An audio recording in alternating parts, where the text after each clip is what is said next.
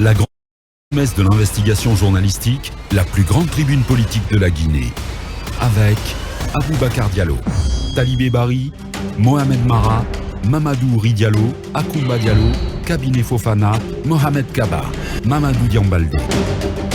Samedi 5 février, bonjour à tous, bonjour à toutes, bienvenue sur Film FM, merci de nous rejoindre, c'est Mirador.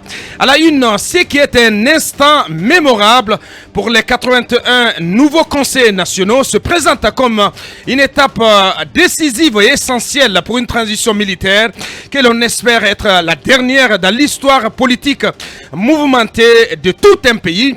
Le Conseil national de la transition CNT, organe législatif de cette période d'exception ouverte en Guinée le 5 septembre 2021, va entrer en scène ce samedi au Palais du Peuple lors d'une cérémonie inaugurale solennelle qui sera principalement marquée par le discours d'installation du président de la Cour suprême et l'allocution du président du CNT. Après avoir connu un processus d'accouchement douloureux, cet organe sera ainsi à l'épreuve de sa nouvelle feuille de route, puisque par la volonté de la junte, c'est au CNT que reviennent toutes les questions incandescentes de cette transition. Quels enjeux s'attachent à l'opérationnalisation enfin du CNT? Nos chers conseillers nationaux seront-ils à la hauteur de la mission et sont-ils d'ailleurs suffisamment conscients et préparés à cette mission? Tour à tour, nous donnons la parole à Maître Mohamed Traoré, issu du barreau de Guinée, et Madame Massoud Bari,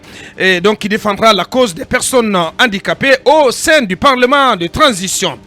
Dire que le régime d'Alpha Condé avait fini par faire de Oumar Silla alias Fonike Mengue la principale victime de son acharnement contre le FNDC, ce n'est pas faire offense aux autres responsables de ce mouvement anti-troisième mandat, mais depuis sa désignation avant-hier, jeudi 3 février, comme nouveau coordinateur national, succédant ainsi à Abdourahmane Sano, certains militants, mais aussi des antennes du FNDC, font grise mine, des interrogations planent sur les critères de choix de celui qui est pourtant reconnu comme un modèle de courage et d'endurance pour la jeunesse guinéenne. En outre, certains militants de ce mouvement lui en veulent d'avoir ouvertement pris position, parti en tout cas contre, comme Sékou Touré plutôt, dans la récente polémique autour de la rebaptisation de l'aéroport de Conakry. Alors, question ce matin, le leadership de Fonike Mengue ne pourrait-il pas souffrir des ingrédients cités plus haut? Le FNDC déclaré caduc par une certaine opinion peut-il résister à ses propres contradictions internes? Nous entendrons là-dessus Al-Habib Bouba. Il est le coordinateur de l'antenne FNDC de l'AB. Il prendra la parole également dans cette émission. Le procureur spécial de la CRIEF devrait voir plutôt atterrir sur la table les jours et semaines à venir au compte-gouttes ou en vrac les 10 dossiers d'audit annoncés dans un courrier du procureur général après la cour d'appel de Conakry en date du 3 février dernier.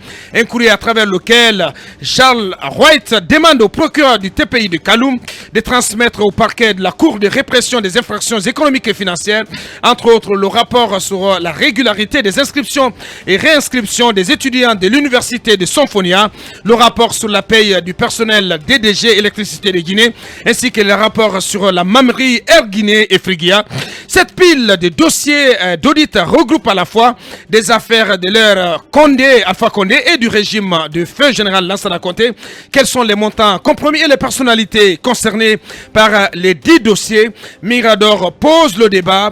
Nous parlons également donc de ce courrier du ministre de la Justice, Garde des Sceaux, qui fait sommation aux cours et tribunaux du pays de transférer dans les meilleurs délais tous les dossiers pouvant donc relever de la compétence de la CRIEF. Nous en parlons également dans cette émission. Et puis, on entendra Sambasso, qui est le responsable de la communication des victimes de Kapouraï. Vous l'avez certainement suivi hier. En visite hier vendredi sur le centre directionnel de Koloma, censé abriter une partie de l'administration centrale du pays, le colonel Mamadi Doumbouya a eu droit à des informations et des explications de la part du ministre de l'Habitat et de l'Aménagement du Territoire, M. Ousmane Gawal Diallo. Une visite qui, il faut le rappeler, réveille des douleurs chez les centaines de familles victimes des opérations de déguerpissement intervenues en 2019 sur ces sites, d'où la surprise au sein de l'association de ces victimes que le ministre Ousmane Gawal a choisi plutôt de passer sous silence leur situation. Vous entendrez donc M. Sambasso, il est le responsable de la communication du collectif des victimes de Kapororaï, de Kipé2 et d'Imes. Voici donc le menu, il est planté, le décor est planté. Dans un instant, nous ouvrons le débat.